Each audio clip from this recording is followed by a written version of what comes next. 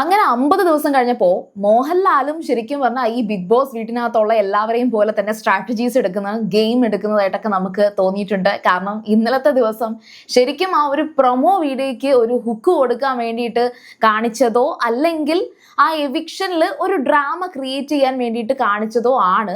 വെറുതെ അനുമോളെ അവിടെയും പിടിച്ചിട്ടു. സംഭവം എന്താണെന്നുള്ളത് നിങ്ങൾക്ക് മനസ്സിലായി കാണുമായിരിക്കും. ഓൾറെഡി എല്ലാവരും ഡിസ്കസ് ചെയ്തൊരു കാര്യമാണ്. പക്ഷെ എനിക്ക് ഇന്നത്തെ ദിവസം തുടങ്ങുന്നത് ഈ ഒരു വിഷയം തന്നെ പറയണം എന്ന് എനിക്ക് തോന്നി. കാരണം ഇന്നലെ ഞാൻ പറഞ്ഞ ഒരു വീഡിയോയ്ക്കകത്ത് ലാലേട്ടൻ ഉറപ്പായിട്ടും അനുമോളെടുത്ത് പ്രത്യേകിച്ച് അങ്ങനെ പേഴ്സണൽ ഗ്രിഡ്ജസ് ഒന്നും വെക്കേണ്ട കാര്യമില്ല. ബിഗ് ബോസിലെ ക്രൂവിനും ഈ പറയുന്ന അനുമോളെ പ്രത്യേകിച്ച് ടാർഗറ്റ് ചെയ്യേണ്ട കാര്യമൊന്നും ഇല്ല. പിന്നെ അവിടെ എന്തെങ്കിലും ഒരു ഫേവറേറ്റിസം നടക്കുന്നുണ്ടെങ്കിൽ ബിഗ് ബോസ് ശരിക്കും പറഞ്ഞാൽ അത് ചെയ്യുന്നത് അക്ബറിന്റെ അടുത്താണ് എന്ന് എനിക്ക് തോന്നിയിട്ടുണ്ട്.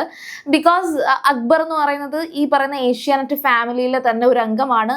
അങ്ങനെ ചോദിച്ചാൽ ഈ പറയുന്ന സീരിയൽ ആക്ടേഴ്സും എല്ലാം അതിനകത്ത ഭാഗമല്ലേ എന്ന് ചോദിക്കും. പക്ഷെ എങ്കിലും എന്തോ അക്ബറിന് കുറച്ചധികം അവിടെ ഒരു സപ്പോർട്ട് കിട്ടുന്നത് പോലെ എനിക്ക് ഫീൽ ചെയ്തിട്ടുണ്ട്.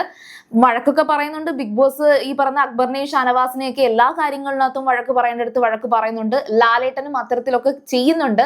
ഒരുപക്ഷെ ഒരു പാട്ടുകാരൻ, ഒരു കലാകാരൻ ആ ഒരു കലയോട് അല്ലെങ്കിൽ ആ ഒരു പാട്ടിനോടൊക്കെയുള്ള ഇഷ്ടമോ റെസ്പെക്റ്റോ ഒക്കെ അവിടെ കാണിക്കുന്നുണ്ടോ എന്നൊരു ഡൗട്ടും ഉണ്ട്.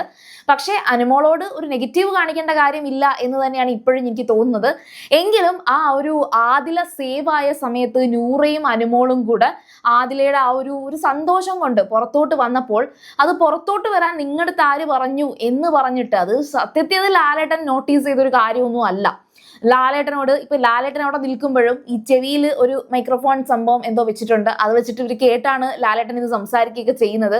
പ്രോംപ്റ്റഡ് ആണ്. അതായത് ഈ ബിഗ് ബോസിനകത്ത് ഈ ലാലേട്ടൻ വന്ന് പറയുന്നതിൽ പലതും പ്രോംപ്റ്റ് ചെയ്ത് പറയുന്നതും ലാലേട്ടൻ കൈ നിട്ട് തന്നെ പറയുന്ന കാര്യങ്ങളും ഉണ്ട്.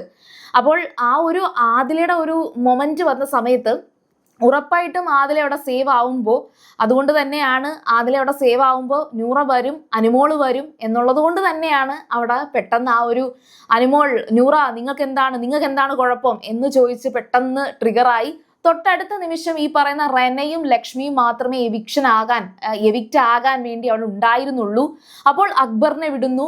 അക്ബർ പിന്നെ കുറച്ച് ഡ്രാമയൊക്കെ കാണിച്ചെങ്കിലും അക്ബറിന്റെ പെങ്ങളാണ് സത്യത്തിൽ ഒരു പെങ്ങളൂട്ടിക്കാരുടെ അവിടെ ഉണ്ടായിരുന്നു. അതായത് അപ്പാനിയുടെയും അക്ബറിന്റെയും പെങ്ങളൂട്ടിയാണ് റെന എന്ന് പറയുന്നത്. അതുകൊണ്ട് തന്നെ എസ്പെഷ്യലി ഇപ്പൊ അപ്പാനി ഇല്ല, അക്ബറും റെനയും തമ്മിലൊരു നല്ല ബോണ്ട് ഉണ്ടായിരുന്നു.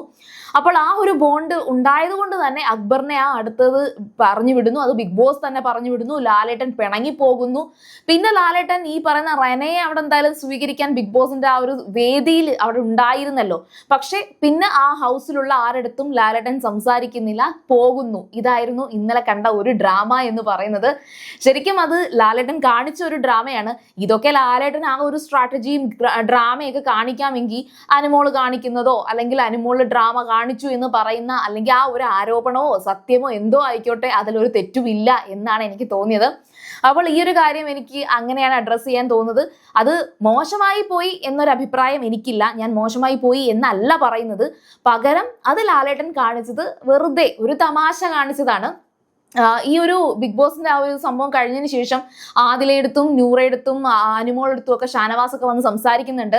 നിങ്ങൾ അങ്ങനെ കാണിച്ചത് കൊണ്ടല്ലേ. അതിന് ഷാനവാസ് പറയുന്നുണ്ട് അതൊരു തമാശയായിട്ടാണ്. ലാലേട്ടനെ പോലുള്ള ഒരു വലിയ മനുഷ്യൻ ഈ ഒരു ചീപ്പായിട്ടുള്ള ഒരു കാര്യമൊന്നും അവിടെ അങ്ങനൊന്നും കാണിക്കത്തില്ല. അതാ ഞാൻ ചോദിച്ചത്, ഇത് കൊച്ചു ടി വി വല്ലതും ആണോ ഇങ്ങനൊരു തമാശ കളി കളിക്കാൻ?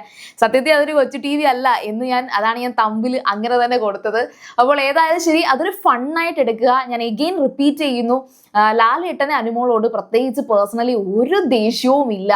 അത്തരത്തിൽ ലാലേട്ടനെ ചേർത്ത് അല്ലെങ്കിൽ അങ്ങനെ ഒരു കഥ ആരും തന്നെ കമന്റ് ഇട്ട് ലാലേട്ടന്റെ ചെവിയിൽ എത്തിച്ചാലും അതൊരു കോണ്ടന്റ് ആവത്തേ ഉള്ളൂ. അതായത് ഈ പറയുന്ന അനുമോൾ ഫാൻസ് അത്തരത്തിലൊരു കോണ്ടന്റ് ക്രിയേറ്റ് ചെയ്തു, പുറത്തൊരു കോണ്ടന്റ് അനുമോൾക്കൂടെ കൊടുത്തു എന്നേ വരുത്തുള്ളൂ.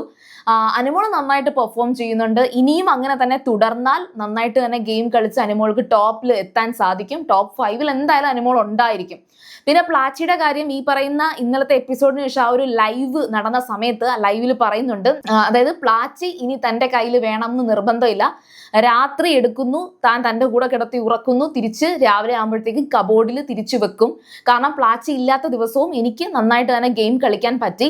പിന്നെ അക്ബർ അവിടെ പ്ലാച്ചിയെ തിരിച്ചു കൊടുത്തതിന്റെ പേര് അക്ബർ പറഞ്ഞ കുറച്ച് ആരോപണങ്ങളൊക്കെ ആദിലയും നൂറയും അനുമോളും കൂടെ അവിടെ നിന്ന് ഡിസ്കസ് ചെയ്യുന്നുണ്ട്.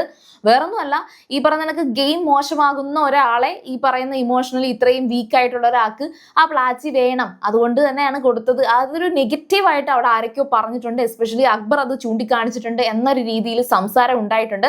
പിന്നെ അക്ബറിനെ കുറിച്ച് അനുമോൾക്ക് കുറച്ചധികം കാര്യങ്ങൾ, സീക്രട്ടുകളൊക്കെ അറിയാം. അത് ഞാൻ അടുത്തൊരു വീഡിയോയിൽ പറയാം. അപ്പോൾ ഈ വീഡിയോ ലെങ്ത് ആക്കുന്നില്ല. നിങ്ങൾ ഫസ്റ്റ് ടൈം ആണ് സീരിയൽ ഗ്രാൻഡ്മ കാണുന്നെങ്കിൽ ഉറപ്പായിട്ടും ചാനൽ സബ്സ്ക്രൈബ് ചെയ്യുക. അതുപോലെ വീഡിയോ ഇഷ്ടപ്പെട്ടാൽ ലൈക്ക് ചെയ്യുക, കമന്റ് ചെയ്യുക, ഷെയർ ചെയ്യുക. അപ്പോൾ ഞാൻ പോയിച്ചും വരാം. ബൈ.